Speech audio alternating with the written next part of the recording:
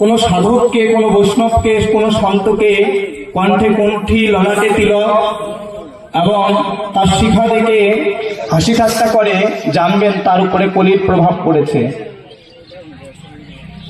কিন্তু যে ব্যক্তি ললাটে তিলক, কণ্ঠে কণ্ঠী অর্থাৎ তুলসীর মালা এবং পরনে সেই সাধুর বেশ দেখে যার ভক্তি জাগরিত হয়, জানবে তার উপর ভগবানের প্রেম বর্ষিত হচ্ছে। প্রেম সে বলো,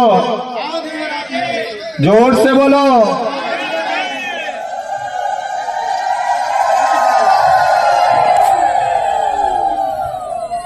যারা হাত তোলে না তারা পরবর্তী জন্মতে কি হবে জানো?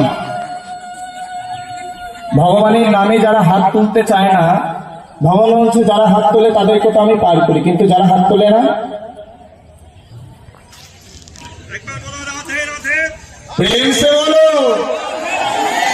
जोर से बोलो, जी भर के सत्य सनातन